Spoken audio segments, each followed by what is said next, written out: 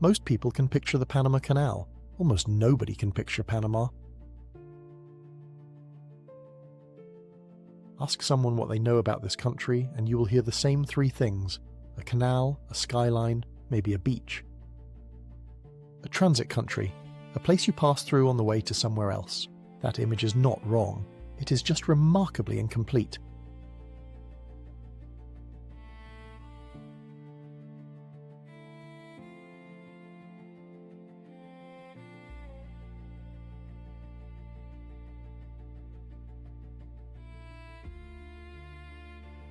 Here is what the map actually shows. Panama sits at the narrowest point between North and South America.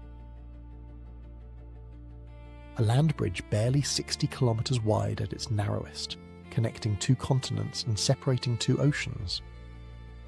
And here is the first thing most people get wrong. The canal does not run east to west, it runs roughly north to south. The Pacific entrance actually sits east of the Caribbean entrance. The isthmus twists, the mental model breaks.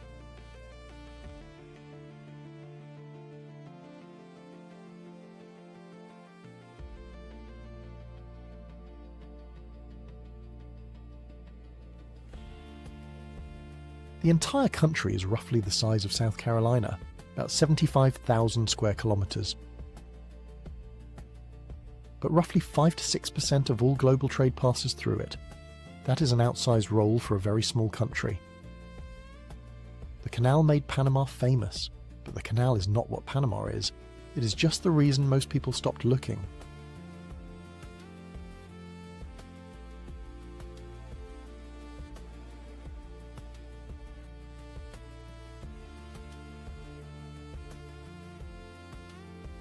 Start with the capital. Panama City sits on the Pacific coast, not the Caribbean side, which surprises many people. From a distance, the skyline looks like it belongs to Dubai or Singapore. Glass towers, banking headquarters, a financial district built on global logistics. But drive 10 minutes and you reach Casco Viejo, the colonial quarter. Narrow streets, Spanish-era churches, faded pastel facades. A 400-year-old quarter next to a skyline built in the last 2 decades. The country changes form within a single city.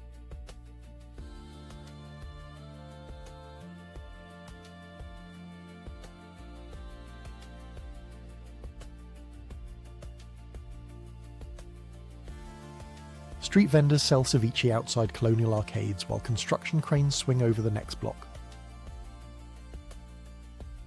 And here is where the image breaks further. Panama City is one of the few capitals in the Americas with intact rainforest inside its boundaries. Metropolitan Natural Park sits minutes from the banking district. Sloths hang from branches while traffic hums on the highway below.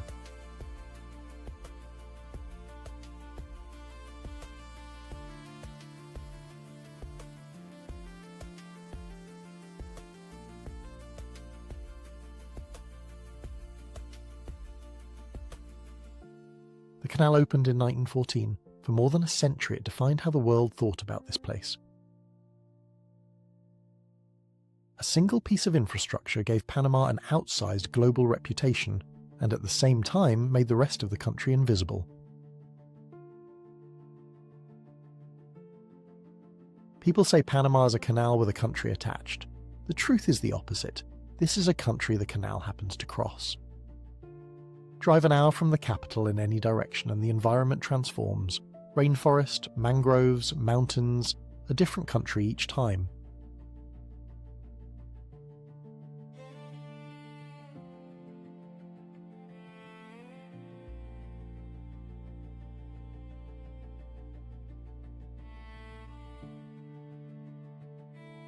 Caribbean coast, Pacific coast, and a mountain spine between them, compressed into a strip of land you can cross in a few hours.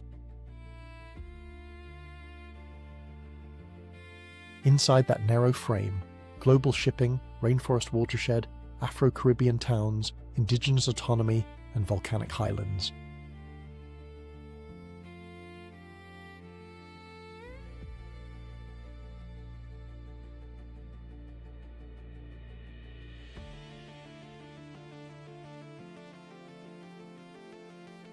some of it tropical, some of it cool enough for coffee farms, almost none of it matching the postcard.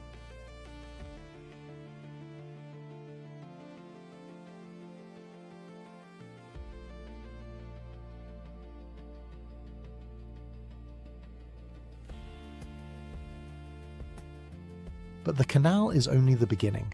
To understand what kind of country Panama really is, you have to look at the water it floats on.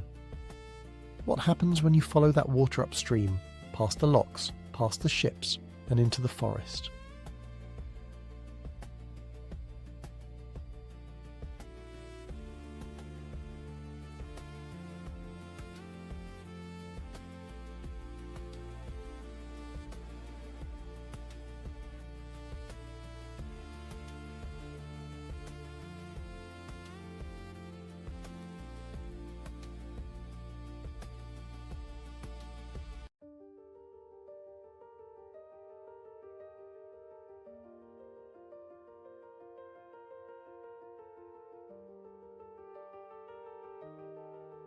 The Panama Canal does not run on diesel or electricity alone, it runs on rain. Every single transit through the canal uses approximately 200 million litres of fresh water. That is enough to fill 80 Olympic swimming pools. That water does not come from the ocean, it comes from a lake, and that lake exists because of a forest. This is the canal corridor.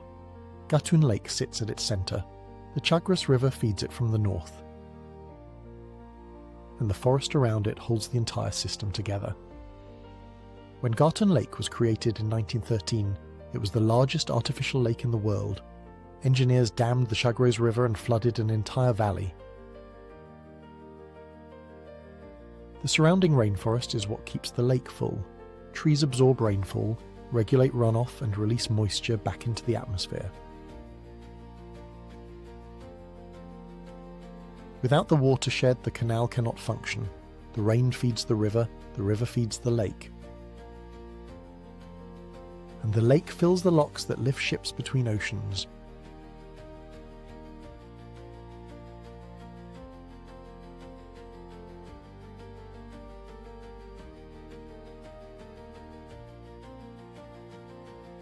Step away from the locks and you're inside one of the most intact rainforests in Central America. Soberania National Park begins less than 30 kilometers from Panama City. It flanks the canal like a living wall. The park contains over 500 bird species. That is more than all of the United States and Canada combined in an area you can cross in a few hours. Sloths hang from branches within sight of container ships. Howler monkeys call from canopy directly above the canal zone.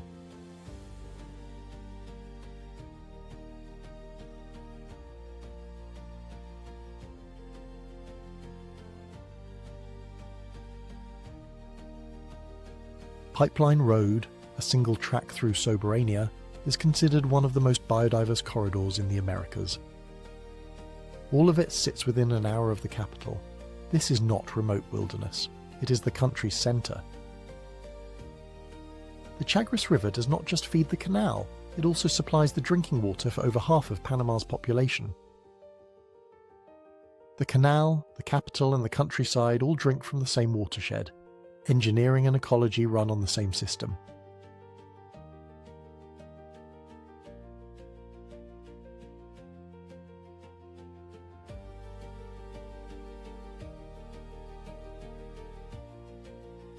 But this system is under pressure. In 2023, a severe drought dropped Gatun Lake to critically low levels. The Panama Canal Authority cut daily transits from 36 to roughly 24. Ships waited days. Global supply chains slowed. The forest is not scenery beside the canal, it is infrastructure. Without rain, without trees, the locks do not work. The world built a canal here because of the geography, but the canal only survives because of the ecology that came with it. Most people imagine Panama as a narrow urban corridor between two oceans. Its interior is defined by forest, river, and rain.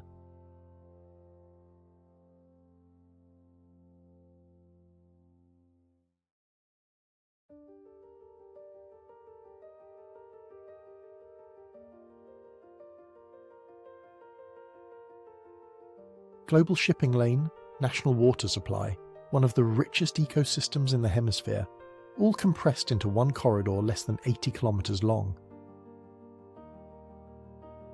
But Panama is not only a Pacific country with a canal running through its center. Cross to the other coast and the country changes language, rhythm, and history.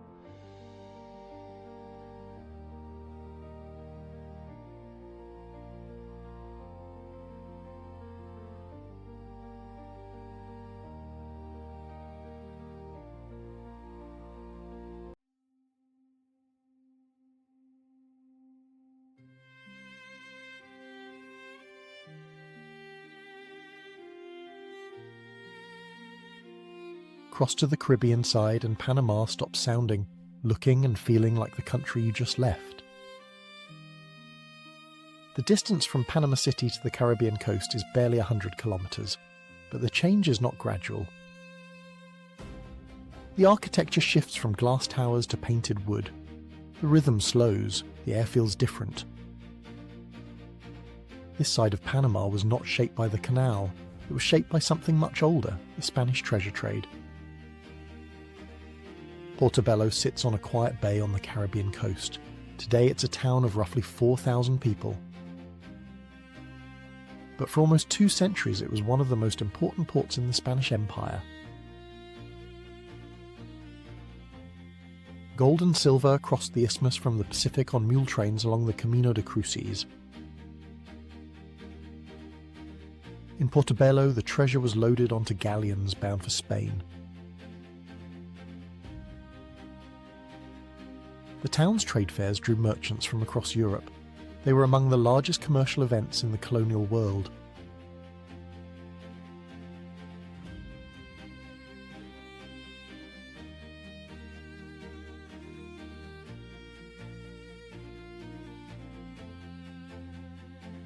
The forts still stand, massive stone walls slowly being reclaimed by tropical vegetation.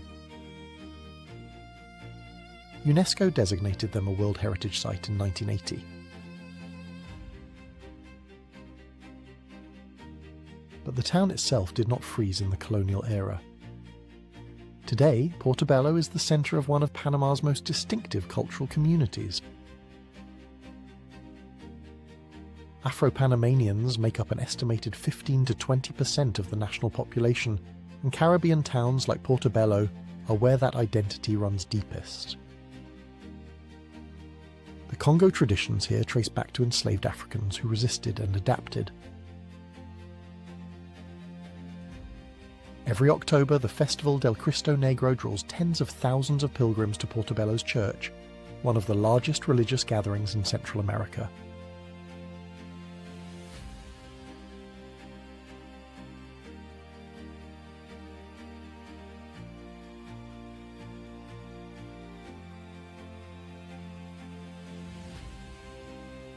This is not a side note to the Panama story, this is a central chapter. But the Caribbean coast holds one more correction. Further east, the map changes again. Guna Yala is an autonomous indigenous territory stretching along Panama's Caribbean shore, roughly 365 islands, of which about 49 are permanently inhabited.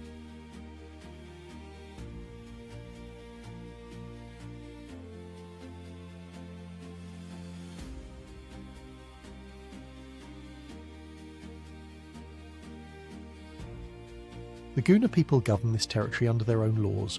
They control who enters, how tourism operates, and how resources are managed. This autonomy was not given freely. In 1925, the Guna launched an armed uprising against the Panamanian government.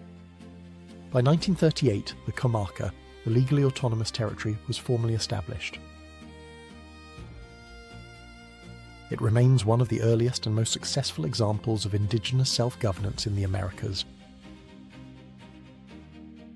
From the air, the islands look like a postcard, but from the ground, they are a functioning political and cultural system. That challenges the idea of Panama as a single, unified national identity.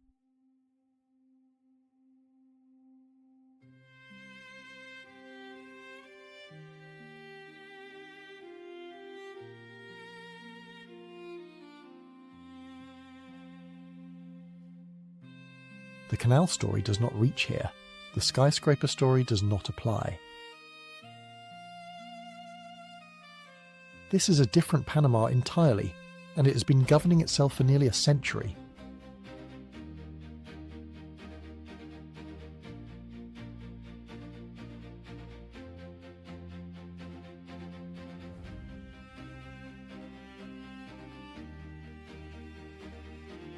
But there is one more Panama that breaks every remaining assumption, and you find it by going up.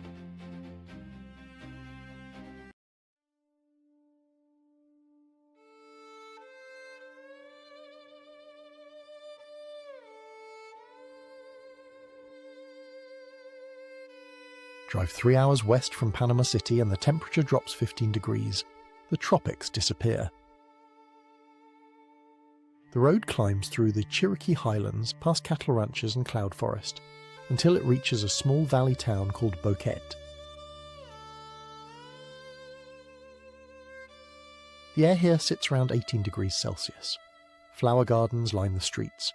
Morning mist rolls down from the slopes of a dormant volcano. This does not look or feel like the Panama from any postcard. Boquete sits at roughly 1,200 meters above sea level. Its slopes grow one of the most expensive coffees on earth, geisha, an Ethiopian variety. Volcanic soil and cool altitude conditions proved so ideal that a single pound has sold for over $1,000 at auction. A country most people associate with shipping lanes and beach resorts produces a highland coffee that outprices almost every origin in the world.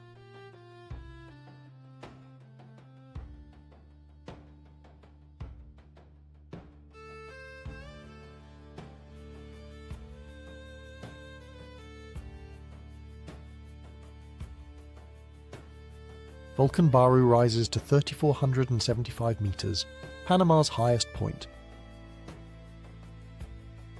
On a clear morning, hikers who reach the summit before dawn can see something available nowhere else in the Americas.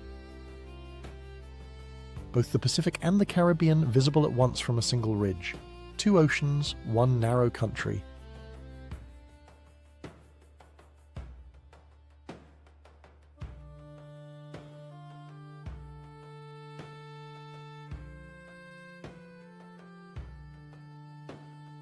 Pull back to the map one final time. The canal and the shipping lanes sit in the centre. A capital with a skyline and a colonial quarter sits beside them. A living rainforest watershed feeds the locks. The Caribbean coast holds Afro-Panamanian history, colonial ruins and an indigenous nation governing its own archipelago. And 3 hours west, volcanic highlands grow world-class coffee and cool mountain air. All of this fits inside a country roughly the size of South Carolina, 80 kilometers wide at the canal, 60 at its narrowest. Panama is not a canal with a country attached. It is several countries compressed into one, and the map is the proof.